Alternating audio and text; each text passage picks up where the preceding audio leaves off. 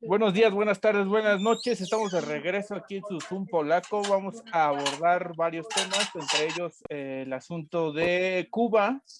Vamos a ver qué es lo que está sucediendo, con lo que podemos acceder a información, porque la información está fluyendo bastante lenta y como que no hay como que mucha claridad hacia dónde va esta evolución.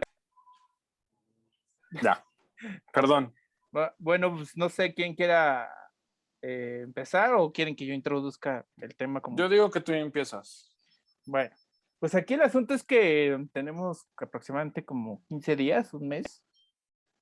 Bueno, es que no tengo bien el dato, pero se conjugan dos cosas, ¿no? El asunto de la nueva ola de COVID, no sé si ellos van por la segunda o la tercera ola, pero pues el asunto se puso serio, se puso dramático. La isla tiene pocos recursos para afrontar la crisis y aparte pues tiene también a la población pues así muy limitada en el asunto de recursos alimenticios, de recursos de primera necesidad. Entonces pues se repiten como un poco los escenarios de Venezuela, pero pues yo creo que un tanto también igual, así como con Venezuela que ya no estaba Chávez, lo mismo acá con Cuba, que ya no están los Castro, ¿no? Entonces se siente que esa ebullición viene de que pues ya no está el caudillo, ya no hay a quien echarle la culpa, ¿no? No sé quién quiera ahondar en el tema.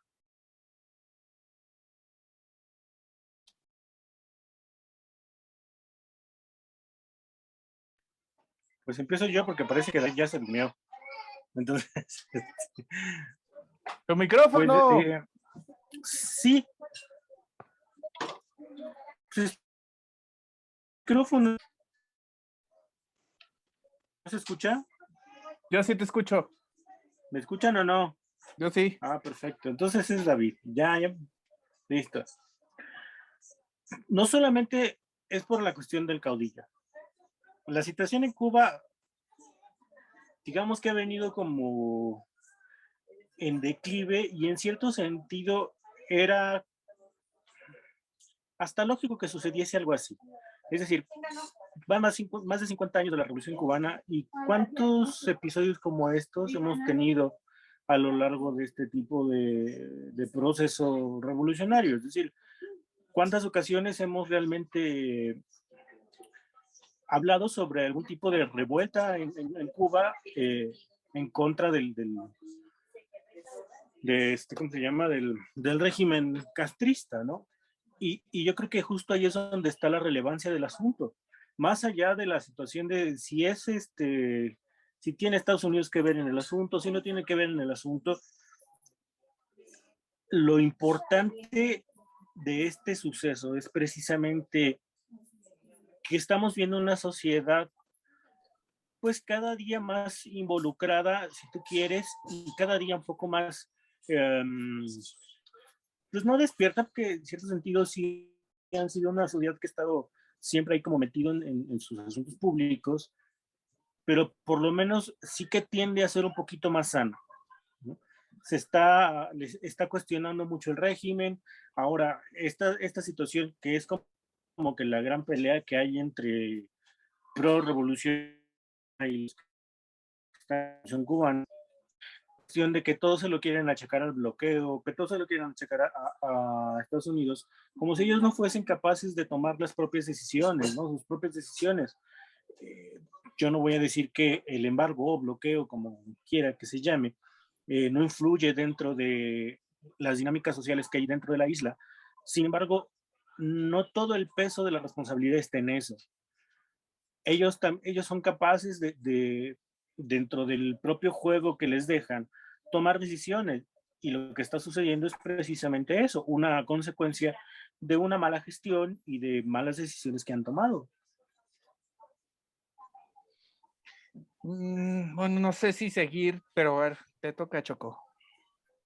Es que no sé si vamos a tener, no sé si va a prestarse mucho al debate el tema, porque si bien los tres estamos en lados opuestos del espectro político, creo que Poli y yo no tanto, estamos creo que podemos encontrar bastantes acuerdos en este tema, ¿no?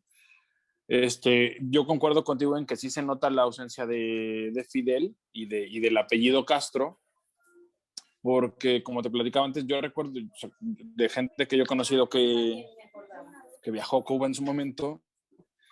El problema nunca era, o sea, cuando se les daba a hablar libremente, el problema nunca era Castro, había como esta idealización patriarcal de Castro, del comandante, ¿no? Ya no está el hermano, ya tampoco está en el poder. Ya creo que son como 60 años, ¿no, Poli? Más sí, de una revolución que nunca se acabó de cumplir, como toda buena revolución. De un mundo, y ya estamos como en 20 años de un mundo completamente distinto también. Que acabó pisando su propio mito. ¿No? Y una Cuba que no ha sido capaz de reconfigurarse viendo hacia estas nuevas realidades. Ese creo que es el problema principal, ¿no? Yo ahí tengo un par de preguntas un poco malintencionadas que les quiero soltar ahorita, pero como arranque sería ese. Creo, a diferencia de Poli, y tal vez a diferencia de ti, que si bien el embargo no es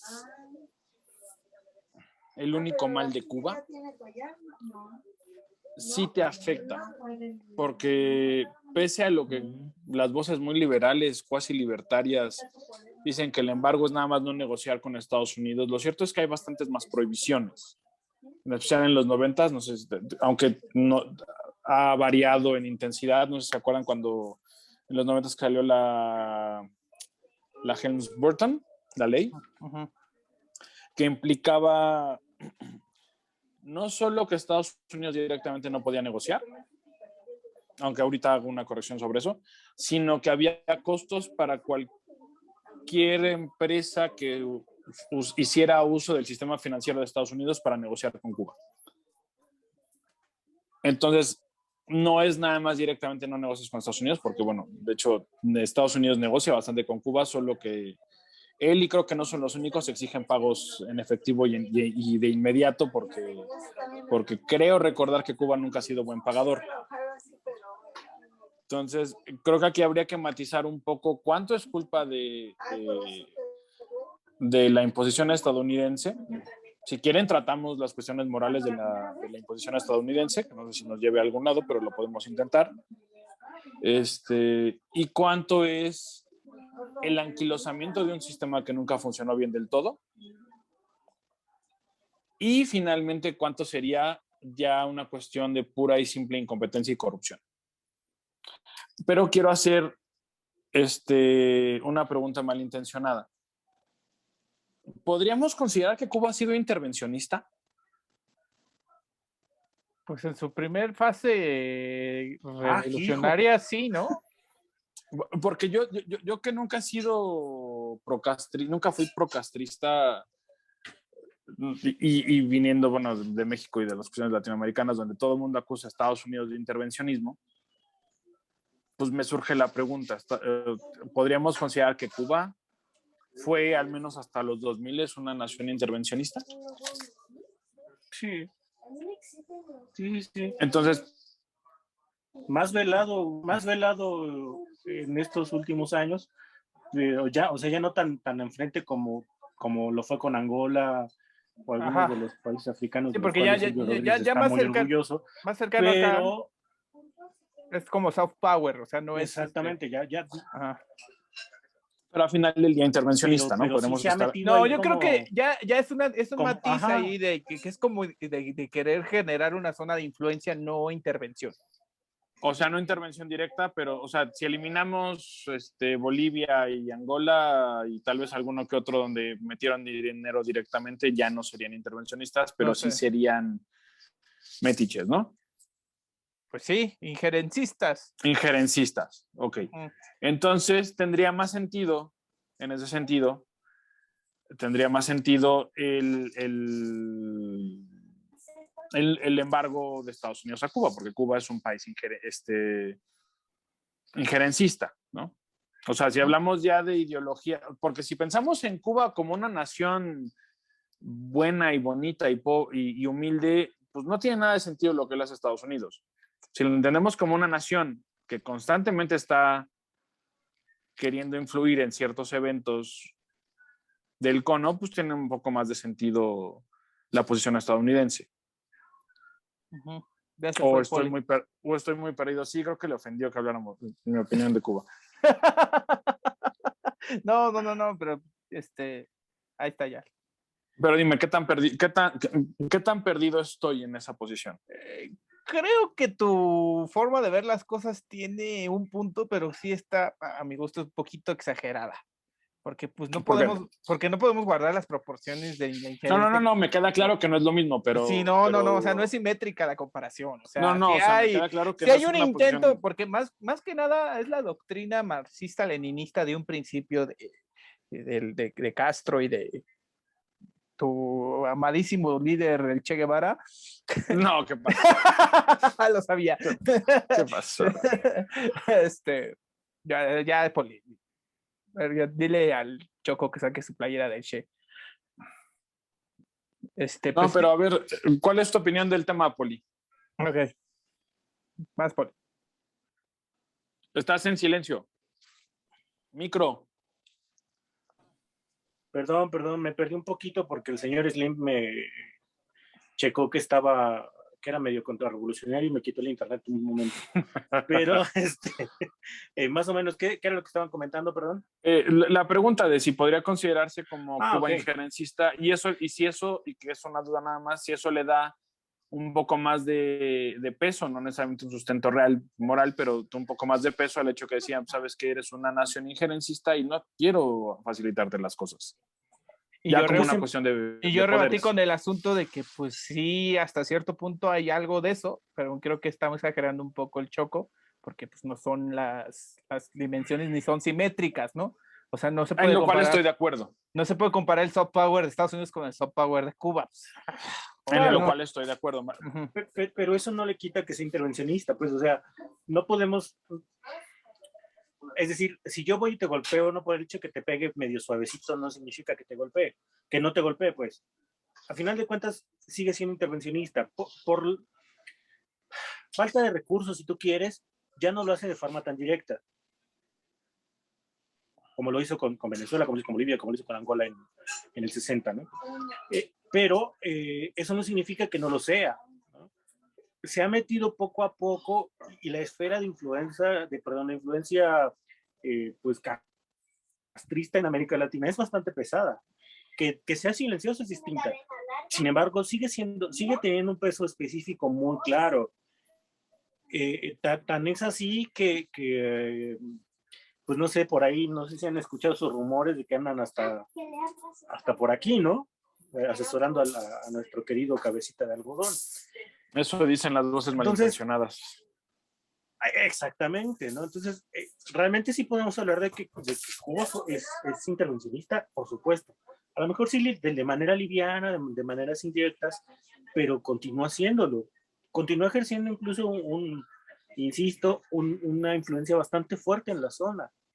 Demasiado fuerte. Pese a que ya no está Castro. A ninguno de los dos Castro. ¿Por qué? Porque al final de cuentas la figura icónica de los Castro, no solamente de los Castro, sino del mismo Guevara, ya no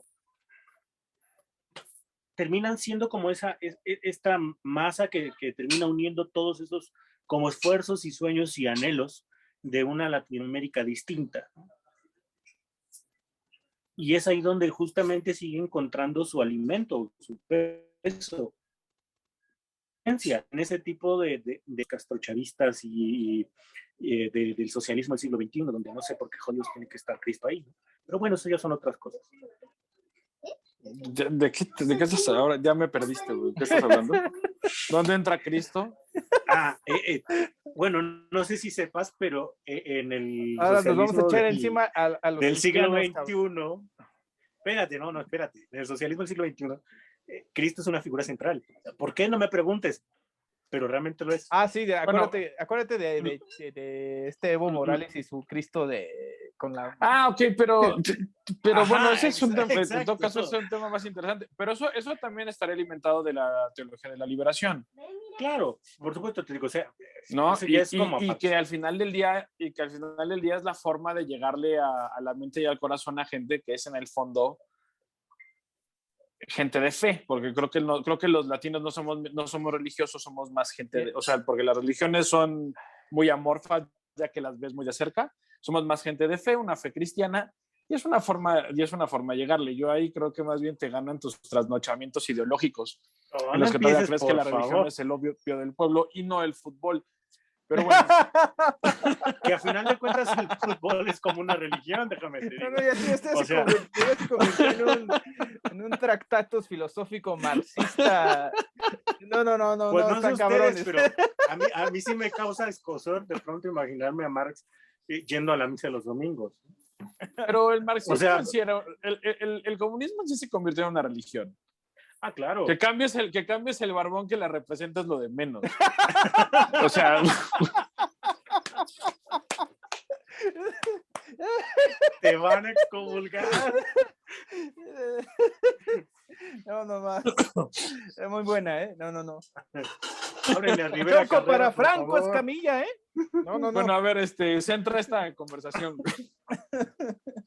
Ok, pues sí, mira, a ver. Sí estoy como que de parte tuya porque creo que sí hay como que una explicación lógica por qué se da este bloqueo y todas estas sanciones económicas, pero creo que hasta Obama había como una especie como de acuerdos ahí prefijos que no se atrevían a decir su nombre, que eran como subrepticios, que ya sabíamos que la isla tenía, no sé, a lo mejor se triangulaban ahí el comercio de ciertas cosas y todo eso, y había esos acuerdos y había ciertas mafias que ya pasaban cosas y aparte hubo como una especie de apertura muy limitada a libre comercio. Con Obama fundamentalmente.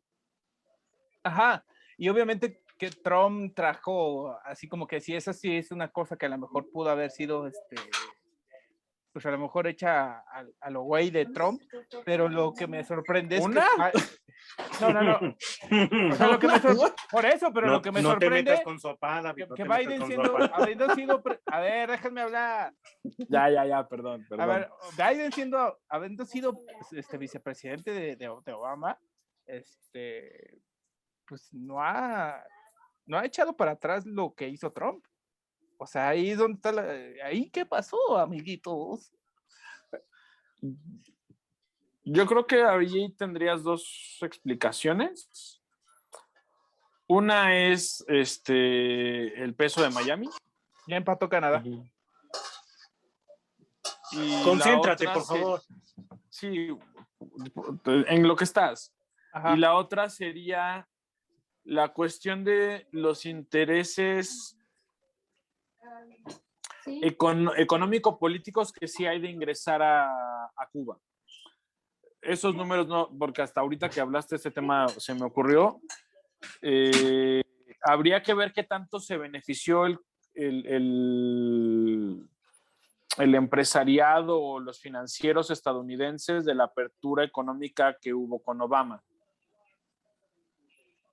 A lo mejor no fue lo suficiente, ¿no? A lo mejor por eso a nadie le interesa ahorita revertir, porque la solución es medianamente sencilla, como lo hicieron con Obama. Vamos a echar para atrás algunas cosas, vamos a nivelar y permitirles que estén a flote, pero a lo mejor en este momento la atención está hacia si se pueden tumbar, güey, pues túmbalos, porque recordemos, salvo su mejor opinión, caballeros, Cuba es en muchos sentidos un enemigo simbólico de Estados Unidos porque representa un fracaso monumental, ¿no? Que es doble, porque no es solo que se impuso un sistema completamente contrario a sus intereses en su patio trasero, sino que además sobrevivió a todos los intentos de eliminarlo por parte de la mayor potencia global.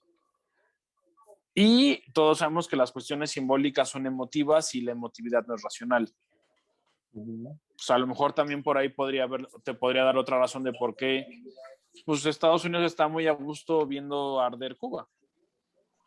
Hasta con palomitas y todo lo demás.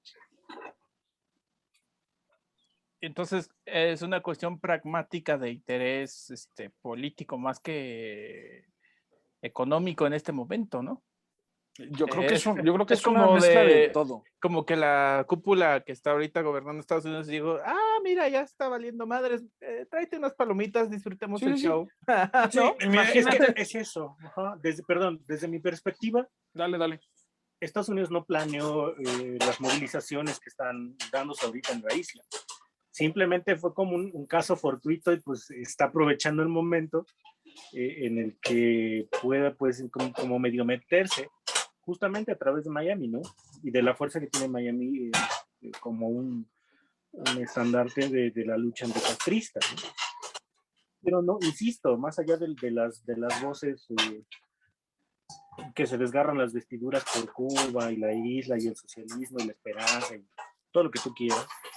La soberanía. La soberanía, exactamente. Yo no considero que esto haya sido provocado por los Estados Unidos, simplemente como... No, yo tampoco. No, simplemente el pinche de Biden andaba caminando por ahí, de pronto dijo, no, mira, están ardiendo Cuba. No descartemos, o sea, yo no creo que lo planearon. No dudo que si hicieras la revisión, ya iniciado, por ahí cayeron algunos dólares en las manos correctas. Ajá, obviamente, para echarle más ganas. Esa parte no la dudaría. No creo que sea un plan orquestado desde el inicio. Pero, ¿qué les parece? Porque creo que estamos demasiado de acuerdo en el tema. Sí. ¿Qué les parece si le dedicamos un par de minutos a las posiciones, digamos, que están dominando el asunto, que son, por un lado, todos los problemas de la isla son del embargo, y la otra del embargo no significa nada y estamos, o sea, y Cuba está jodida porque quiere. Es que sí, forma parte también de esta como visión monocromática, sin debate y sin dialéctica y sin análisis de muchos. Sí, no, es que sí. Oh, chinga. Déjenme acabar mi frase mamadora, por favor. Dale. Hoy amanecimos finos, señor Thompson. No, pues es que tanto liberales o los ultraliberales, que son así a ultranza y que tienen esta ilusión anarcocapitalista de vivir en una sociedad sin impuestos y sin Estado, están exagerando y están en la mamación total diciendo que el bloqueo no tiene ninguna incidencia. Tanto también los que están pecando de decir, no, es que la soberanía de Cuba y es que Estados Unidos, o sea, es una incómoda conjugación de factores que están haciendo que el régimen empiece a hacer agua. Todavía no está lo suficientemente debilitado como para decir ya va a valer madres, pero sí ya es un claro síntoma de que la figura caudillista que tenía los Castros ahí, que ejercían cierto molde autoritario, está empezando a romperse, ¿no? No sé. Sí, algunas comienza a pensar más o menos lo mismo. Sin embargo, tampoco creo que se vayan a ir al otro extremo. O sea, estos libertarios que nada más medio agarraron a Hobbes y medio lo entendieron y dijeron, sí, a huevo. Sí, como estilo Gloria, ¿no? Álvarez, ¿no? Sí, ándale, exactamente, ¿no? O sea, sí, tal cual, o sea, son sí, como... Yo me la paso cagándome de risa de ella, pero bueno. Sí, no, o sea, son como las dos caras de la misma moneda, nada más que como los dos Spider-Man, que son gemelos, así se acusan uno. Sí, tal cual. Se dice como tú y yo, hermano gemelo.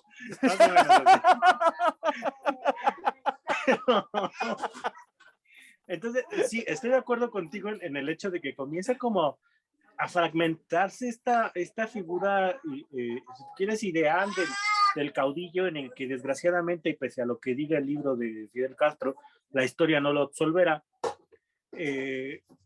Sí, no sé. No considero eso sonó más panfletario que otra cosa. No tengo las suficientes bases como para decir que es cierto, pero tampoco tengo dudas. Entonces, pero tampoco considero que se vayan a ir así al extremo de bienvenido, vamos a hacer una fiesta el 1 de enero celebrando que ya somos capitalistas. Tampoco. Así es, dice la Gloria Álvarez. Esa mamada la dijo. O sea, vamos a ponernos serios y elevar el debate un poquito. Digo, dentro de lo que cabe, nosotros tres sabemos que pues, somos medio mensos en algunas cosas, pero tampoco llegamos a esos extremos de pobreza intelectual, mano. O sea, tampoco te la jales, ¿no? Entonces, volviendo al punto, Sí, el poli, no considero... No, ahora sí, ese es tu papel, perdóname. No, chingado. No considero que... Sí, la dialéctica que se llevó la vayan noche, güey. a ese extremo. Sí, exacto. Me voy a empezar a hablar de la dialéctica del amo y el esclavo. Y que la el chinga. Dasein de Heidegger. No, está canijo este muchacho. Ay. La sociedad de la transparencia según el coreanito. En fin, ¿no? No, los ojitos diminutos. No considero... Acuérdate que son los ojitos diminutos. Ok, síguele. Entonces, no considero que se vayan al extremo. Sí hay una fragmentación, sí hay una posible ranura por la que puedan terminar de darle como el último clavito a un sistema obsoleto, anacrónico y atemporal. Y que además no ni soluciona ni perjudica. Bueno, sí perjudica bastante, pero no soluciona lo que dijo que iba a solucionar. A final de cuentas, estamos acudiendo al último fracaso del socialismo. Yo sé, sí. México acaba de fallar un penal. Cállate, déjame. Güey, concéntrate. O sea, sí. Te escuché. Ay, Abraham. A ver, Perdón, ¿qué dije? Desde que Esos entré. privilegios del dictador. Pues, sí, ¿no? ¿Qué te digo? Ajá. Ya hasta se me olvidó lo que te estaba diciendo. Ni tú te acuerdas, ¿ya ves? Es que me interrumpe. Bueno, te decía, sí hay una fractura, pero no considero que vaya a levantar las banderas del triunfo capitalista sobre la isla. Va a empezar como a volverse tibio, si tú quieres, ya no con la misma fuerza, pero van a continuar en la necedad.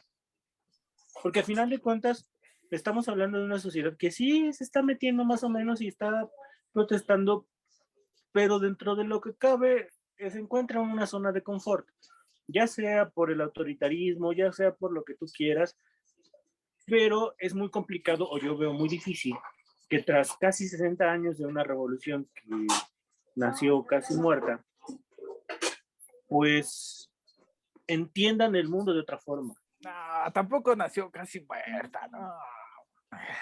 Sí, cómo no. Sí. O sea, si eso hubiese pasado en un país... el momento... Mira, déjame decir algo a favor de Poli. Okay. Si Matos hubiera sido presidente de Cuba, ya a estas alturas tendrían colonias en la Luna, en Marte y hasta en Venus, ¿eh? Nada.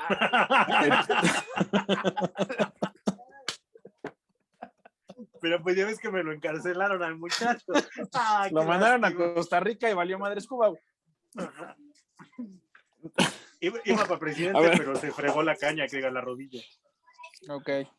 Pues, mira, yo creo que vamos a coincidir ampliamente en el tema de que no vamos a ver el fin del régimen, también en el asunto de la política exterior de sus aliados históricos, porque ahora también... Sí. Okay, bueno, fuera de Rusia.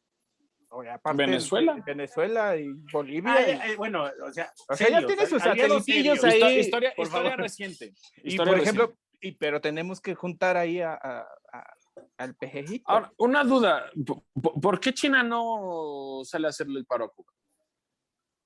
Pues porque eso es capitalismo igual, o sea, China no le conviene meter las manos a la lumbre por una isla que no... Pero hay un disfraz en China hay un disfraz ideológico de que todavía son comunistas. Ajá.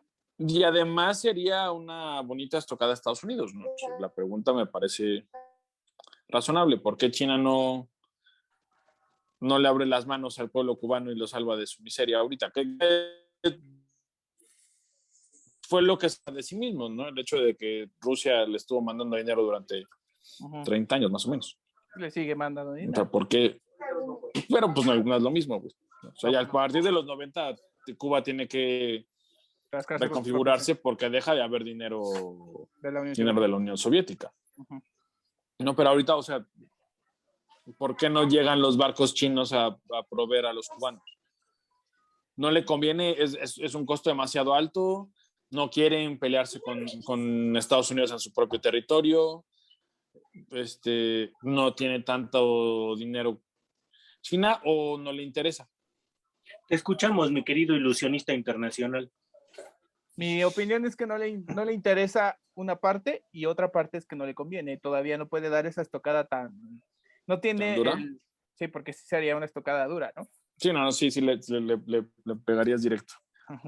Entonces, Okay. así como habíamos llegado a la conclusión en el tema de China como una potencia hegemónica, yo creo que en ese aspecto China todavía no configura, no tiende su cama para llevar a cabo una maniobra de esa envergadura, ¿no?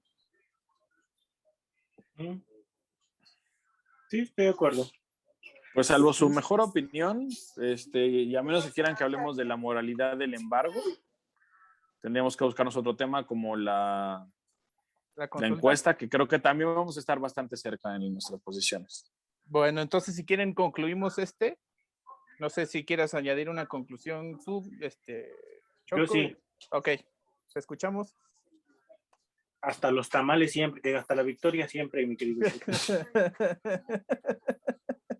Ok, ¿tú, mi querido Choco? Pues no, la verdad es que no sé en qué vaya a parar esto, pero concuerdo con Poli, no creo que sea el final de la experiencia, bueno, de lo que queda de la experiencia de la Cuba castrista. Creo que todavía falta un poco para eso. Habrá un reacomodo en el que tendrán que abrirse bastante, pero van a encontrar una forma de que siga siendo y ahí fíjate que ahí hay una posibilidad de que a lo mejor no haya un acercamiento directo con China, pero sí va a haber un acercamiento simbólico en el aspecto de que a lo mejor forman una especie de régimen mixto, como muy parecido a la estructura de China. No, ¿quién sabe? No, yo considero que no. Y te lo voy a decir así.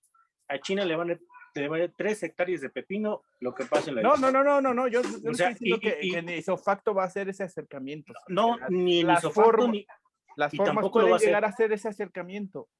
Tampoco lo va a hacer. Por lo menos en unos 30 años no lo va a hacer. Y dudo mucho que lo haga en el futuro. Porque el tiempo en el que tenía que hacerlo ya pasó. No sé. ¿Cuándo eran esos tiempos? Yo creo que los tiempos apenas vienen, no creo que ya hayan pasado. No. 60, 70. Cuando en ese entonces no podía China, güey. Claro que no. Oh, no. Deng Xiaoping ahí estaba apenas haciendo sus triquiñuelas con... Sí, no, ahí sí creo que te falla, mi querido Poli. Posiblemente. O sea, los tiempos hacia afuera de China son apenas por los 2000 realmente. Ya veremos. La historia me absolverá. Muy bien. ¿Quién sabe? No lo sé. Pues primero continuamos ahorita en la que sigue. Voy a hacer otra reunión para que esa sea exclusivamente del asunto cubano. De la consulta. ¿Vale? Va. Bueno, continuamos en el Zoom polaco. Vamos ahora a analizar el asunto de la consulta para el juicio a expresidentes.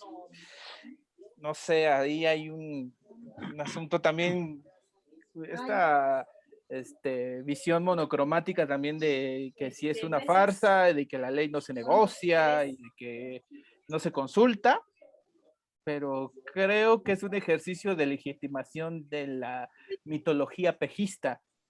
Y pues era obvio y era necesario para la lógica de la 4T, porque aunque parezca que no la tiene, llevar a cabo esta consulta, pues sí es pitera y todo lo que tú quieras, pero yo creo que Ya tiene repercusiones porque no tiene antecedentes, no hay precedentes en la historia pública de México. Entonces, pues no sé, o sea, yo estoy como en una parte así como muy incrédulo de lo que vaya a pasar, pero por otra parte también está esta parte trolesca mía de chingue a su madre, si pasa algo, pues que se queme Roma, güey. No sé, ¿ustedes qué opinan? Adelante, por favor, compañero. Pues es que tienes razón, casi en todo, excepto en que yo no creo que pase nada. O sea, es un acto propagandístico, sí.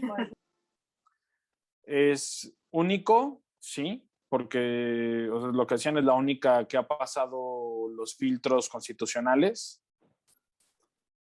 Pero ¿qué tipo de ejercicio es? Ahí es donde ya empiezo a dudar. ¿No? O sea, ¿es realmente un ejercicio ciudadano? Me parece que, o de democracia directa, o de la voz del pueblo, me parece que no. Porque de entrada la pregunta que entregó la Suprema Corte es de una ambigüedad que da miedo. Sí. Y la otra es que por la intención presidencial no había forma de hacer la pregunta de otra manera, ¿no? O sea, ahora, creo que el problema con enfocarnos en la consulta es que no nos enfocamos en lo que sí se pudo hacer, y creo recordar que en algún momento se debatió durante la campaña de Andrés Manuel, que era crear una comisión de la verdad. ¿Otra? Una que funcione, ¿no? O sea, una que te dé resultados. Somos un país que tiene bastantes cosas que se pueden dilucidar, y no le hubiera hecho daño al país una buena comisión de la verdad, que tendría que haber arrancado casi con el sexenio que para que te pudiera haber entregado algo que te hiciera como ciudadano protegerla, tendría que haber funcionado casi desde el inicio del mandato, digamos acabando el primer año tendrían que haberla arrancado, pero eso te implicaba institucionalizarte, te implicaba un presupuesto a largo plazo, seamos sinceros, solo funciona con un fideicomiso, implicaba negociar con voces críticas de tu sistema, porque necesitabas gente con mucho peso propio. Y sí pudiste haber obtenido algo bueno de eso, ¿no? Porque ahorita algunas de las voces morenistas que intentan defenderla, pero darle sentido, apuestan a eso, ¿no? A que la idea es que de ahí surja una comisión. El problema es que ahorita se va a dar, en lo que armas te falta otro año, te quedaría un año de gobierno de Andrés Manuel, en caso de que eso ocurriera y de que esa fuera la intención. Y en un año una comisión de la verdad no hace nada. Y en un sexenio distinto, si a quien quede que sea morenista no le conviene, la desarma, y que es poco probable, pero es posible, que quede alguien de la oposición, pues te la van a desarmar de volada. Entonces creo que, o sea, sí podríamos encontrarle el lado positivo en términos de ciudadanía, pero no podemos porque está mal hecha. Está viciado. Está viciado de origen, pero también está viciado en cómo se presenta y en cómo se está manejando políticamente. Sí, porque además creo... Ya termino. Porque además creo que el señor presidente no tiene ninguna intención ni de una comisión de la verdad, ni de enjuiciar a nadie.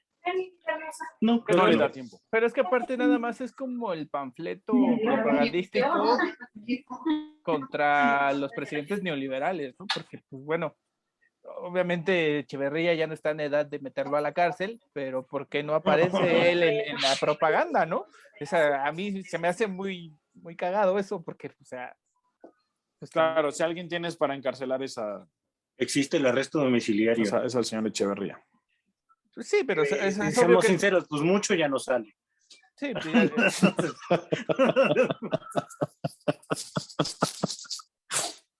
pues sí.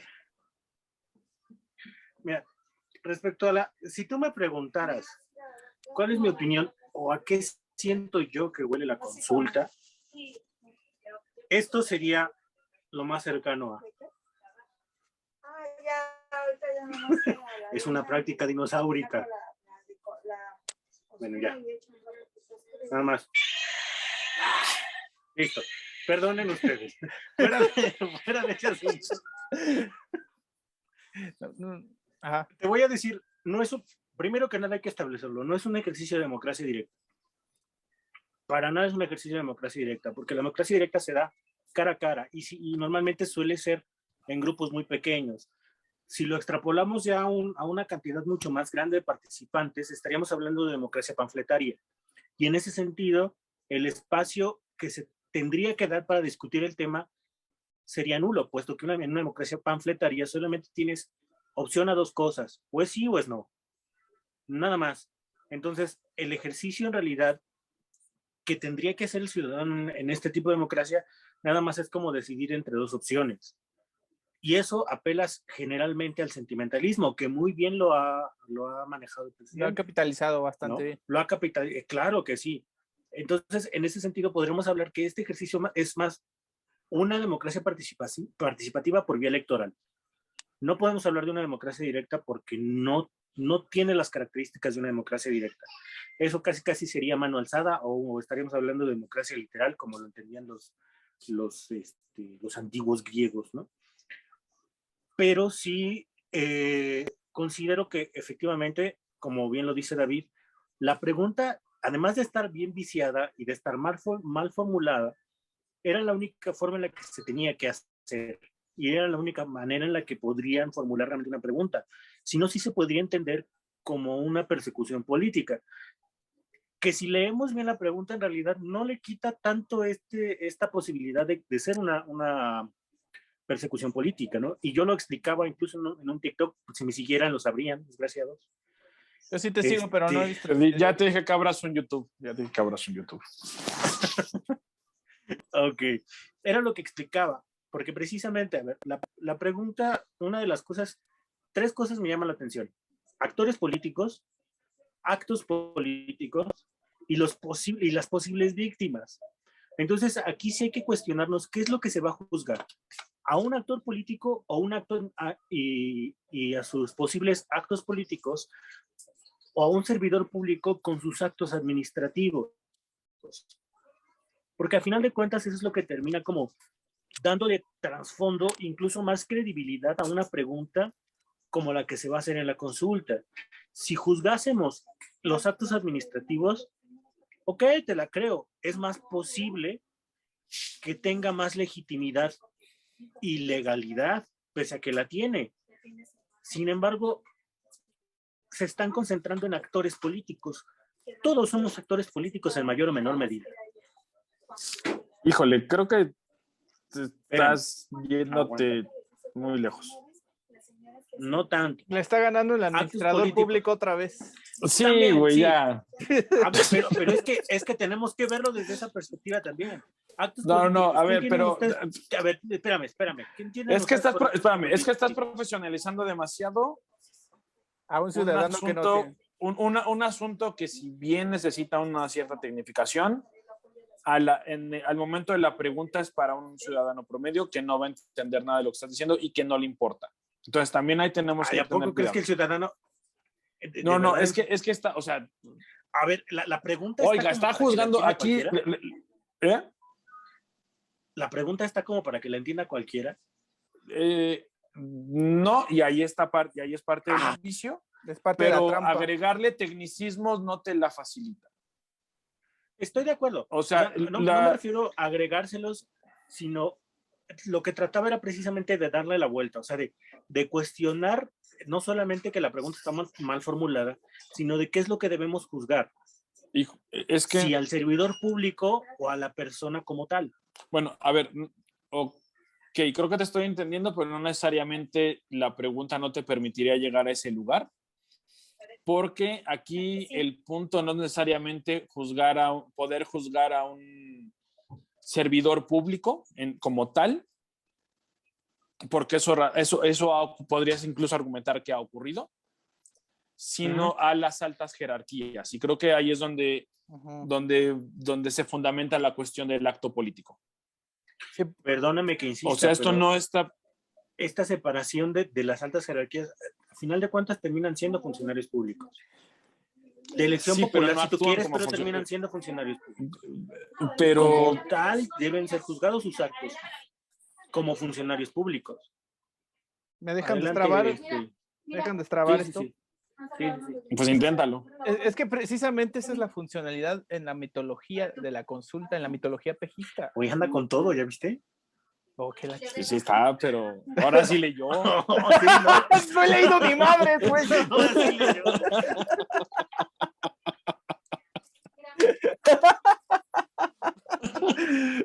Van a ver, se los voy a guardar. El dictador es rencoroso. Es que es precisamente la funcionalidad de la narrativa del presidente, que está, hay un acuerdo de facto desde el régimen revolucionario de que al presidente no se le toca, güey, ni a los expresidentes. Constitucionalmente hay ese candado y la consulta, aunque no pase nada, siente el presidente de, este güey lo está intentando. Sí. ¿Explicó? Y eso es lo que le va a dar legitimidad. Al final de cuentas, es una utilidad política. Y por más que tú le quieras entrar al asunto de la administración pública y por el asunto de los procesos y todo eso, y te quieras ir a lo técnico, a eso ese güey le vale madre, güey. Ese güey no está tomando en cuenta nada de eso, cabrón. O sea, él va para el asunto de su historia, de su mitología, de lo que le está vendiendo a sus seguidores, güey. Y le va a causar, le va a dar dividendos. Porque ya, a ver, fíjate ahorita con lo de la consulta, ¿quién está hablando ya del metro? Ya nadie habla del metro, güey. ¿Te puedo hacer nada más una pregunta rápido? Es que, perdóname, sé que es un poquito fuera del tema, pero me causó curiosidad. ¿Te casaste con alguna de tus primas? Es que andas muy regio, andas de un acento regio. ¿Para qué te cuento? O sea, ¿qué pedo contigo? Ya, perdóname. O sea... Ya, disculpen. Ya, a ver, déjate, ¿contestas o contesto? Vamos, creo que la discusión que traíamos Paul y yo era sobre la efectividad de la consulta en términos de lo que se supone que debe de hacer. En lo bien aplicado que está como una estrategia política, creo que ahí estamos de acuerdo. Creo que incluso el Poli estaría de acuerdo. Con la salvedad de que es parte de una rutina que se está desgastando muy rápido. Ajá. También, sí. O sea, los costos políticos de este proceso creo que van a ser bastante mayores a los que presupuestaron al inicio de la administración, porque esto ya venía pactado. Este era un asunto que ya traían muy manejado desde que empezó. Entonces, sí está funcionando, pero del metro ya no hablábamos de eso. Bueno, está el tema, porque creo que aquí también hay una lectura luego equivocada de los medios. Ya no es la fuente principal de noticias, pero todavía se trata del metro. El problema es que no ha surgido nada importante alrededor del metro.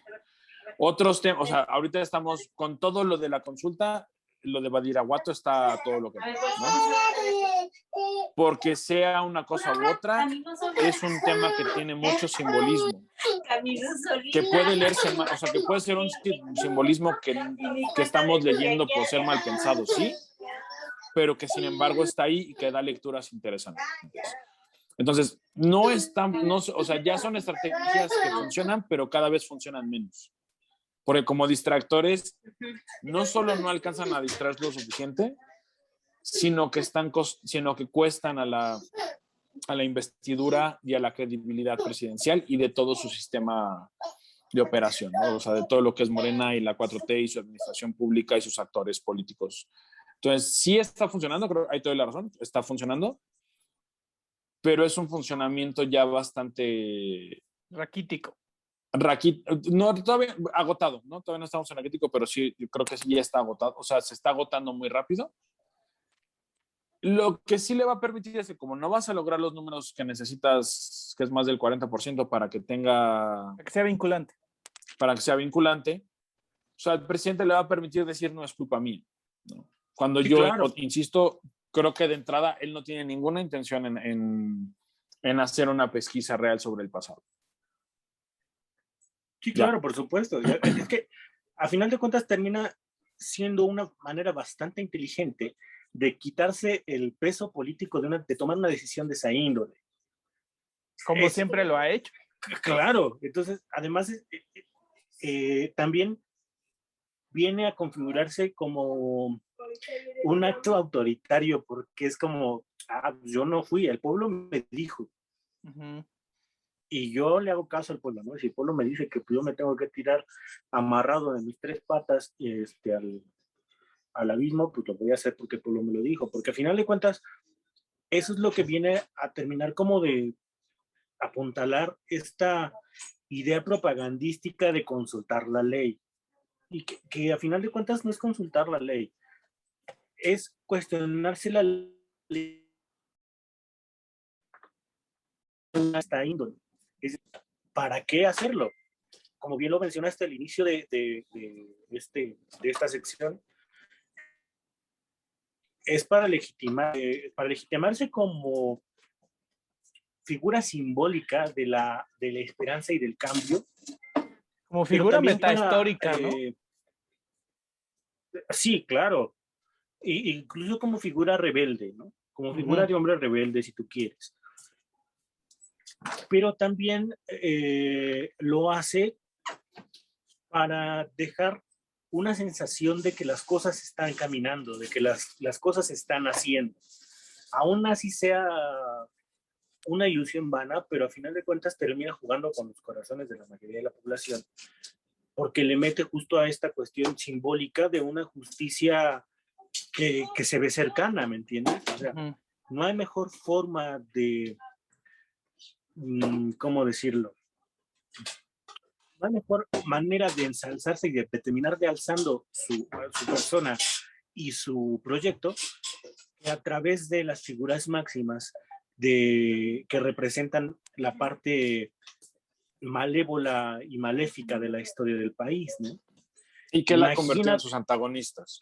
Claro, imagínate nada más lo que significaría o lo que representaría el golpe mediático que representaría tan siquiera ver una carpeta de investigación con el nombre Felipe Calderón Hinojosa. Ya ni siquiera hablar de que lo metan a la cárcel. Con el simple hecho de que la fiscalía tenga una carpeta con ese nombre, es un golpe mediático tremendo y que le va a dar una fuerza y una legitimidad que no solamente le va a terminar alcanzando para el 2024. Yo me aventaría hasta otro sexenio. Porque al final de cuentas ese es un asunto que posiblemente no hemos analizado del todo, pero la mira no está ahorita, está más allá, ¿no? Uh-huh. Y se tiene que hacer de los instrumentos necesarios para poder alimentar esa posibilidad. Choco. Pues sí, de acuerdo en todo, excepto en cuánto le alcanza. Yo creo que si bien hay una estrategia de cooptación de las instituciones para que le faciliten la extensión, no de su mandato, pero sí del régimen, ¿no? Yo ahí, en ese punto, la cuestión de su reelección me parece bastante infantil. No sé si es imposible, pero me parece bastante infantil, pero sí creo que son lo que la gente lee como, es que ve lo que quiere hacer, es más bien como, vamos, posicionemos esto para que pueda extenderse el régimen con 1, 2, 3 personas muy afines a mí, una especie de maximato incluso. Pero no sé si está bien, o sea, si bien esos pasos están bien tomados, no sé si los otros estén bien hechos. La cuestión de cómo se está administrando tanto el poder como el capital simbólico. O sea, creo que se están administrando bastante peor de lo que hubiéramos esperado. Se está derrochando de más. Sí, y lo que lo salva, y por lo que yo creo que en el 2024 tendremos otro morenista, es simple y sencillamente porque no hay oposición.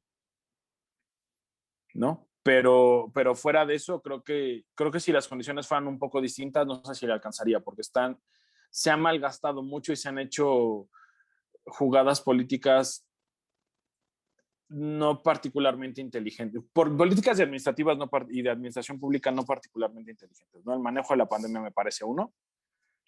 La cuestión de cómo se manejó la línea 12 me parece otra. Algunas negociaciones políticas que, si bien le reditúan en términos de tener los controles territoriales, no son benéficos en términos de cómo se entiende a él y a su gobierno en términos más emotivos, y que alentan a las oposiciones, como sería el caso de la hija de Macedonio en Guerrero, ¿no? Como lo de, por ejemplo, ahorita el viaje a Badiraguato, las necesidades del Tren Maya y de prácticamente todas sus obras magnas. Entonces creo que sí hay un desgaste bastante fuerte, que si tuviéramos políticos opositores menos torpes, no hablaríamos, no tendríamos tan asegurado lo que va a pasar. Ujú. Ya se durmió el Poli. Sí, ya.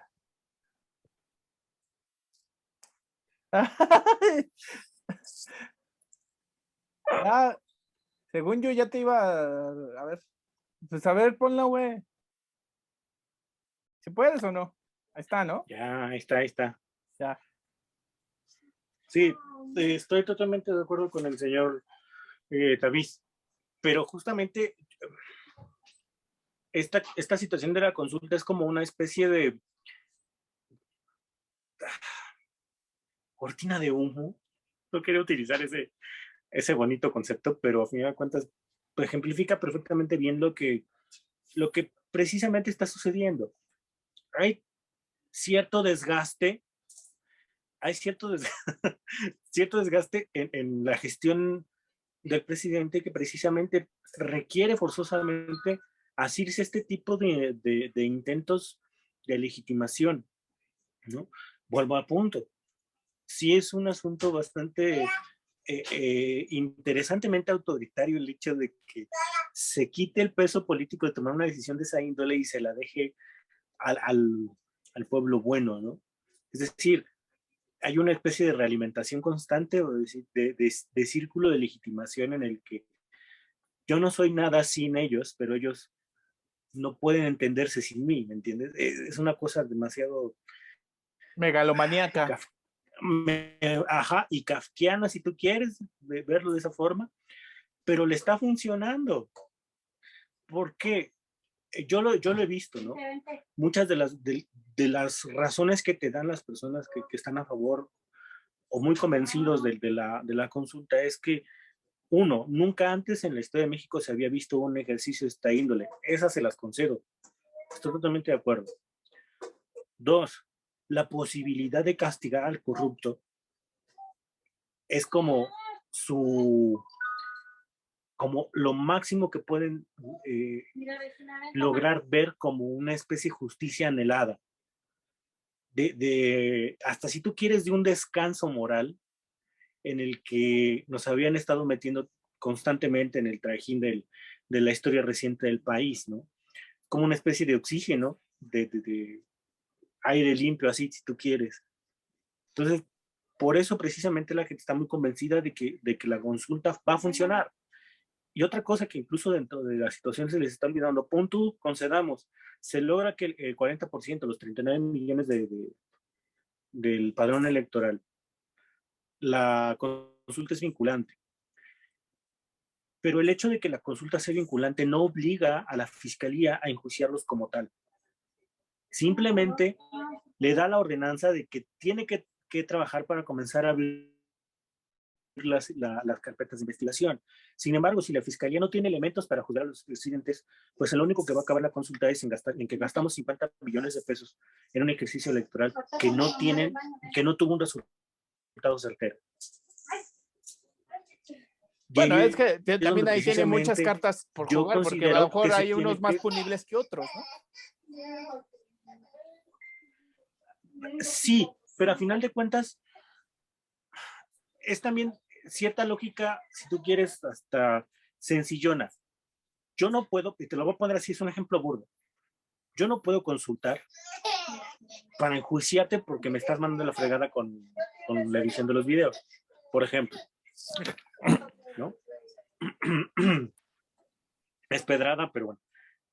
Ok, hago la consulta y me dicen que sí, que te tengo que enjuiciar porque eres un dictador explotador. Ok. Eso es lo... Si yo... Es autonomía y un poder de la Unión Superior otro, causaría estabilidad bastante interesante. La fiscalía estaría obligada a decir, órale, va, sí, se logró, es vinculante, órale, sí, pero si no tengo los elementos, ¿cómo quieres que enjuicie a alguien? Eso va en contra del debido proceso. Ya me estoy... Sí, o sea, tiene todas las cartas para sacarse. Pero tenemos que analizar esa parte. Esa posibilidad, ¿no? Declaración de una tal Xochitl, no sé qué, una tal Xochitl que decía...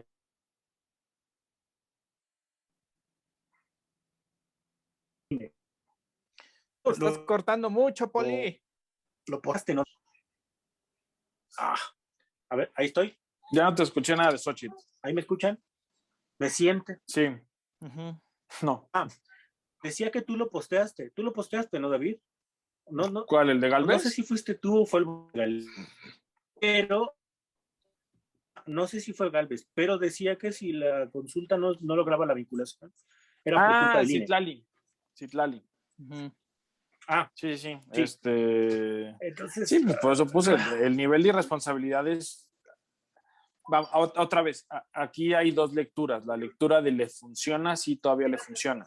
O sea, el hecho de que se esté hablando tanto del tema implica que le funciona. El hecho que nuestras oposiciones se expresen de manera tan torpe del proceso también les funciona, ¿no? Porque además el nivel de insulto en contra de la gente que está dispuesta a ir a votar o que le tiene fe al proceso me parece ya o sea, ya estamos en niveles aberrantes de insulto. Sí. Eso también implica que está funcionando de algún modo.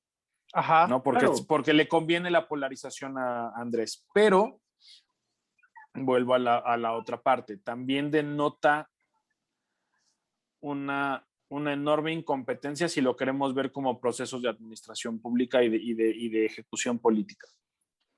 ¿No? O sea, si quitamos la parte que como estrategia le está funcionando y nos enfocáramos en la parte del proceso, denota una enorme incompetencia. Porque dentro de los temas, que creo que es lo que estaba diciendo. Y desconocimiento Poli, también de los mismos procesos. Y de desconocimiento, porque dentro de las cosas que decía el Poli, creo que la mayoría de los delitos de los que se les puede culpar ya pasaron. O sea, ya no son punibles a estas alturas. Las que les podrías meter como a largo plazo, supongo yo, serían como cuestiones de lesa humanidad, que no sé si se atrevieran a meterlas, ¿no? Porque, otra vez, yo creo que la idea es que no pase nada. O sea, van a ser mucho... Si se logra el 40%, va a pasar lo que tú decías, de que van a mandar, oye, es que tienes que investigar, decir, pues, ¿qué crees? Que no encuentro nada relevante, o van a jugar a que los jueces no lo aceptan porque están mal metidos lo cual casi no se le da a las fiscalías de este país, ¿no? Porque la carpeta está mal...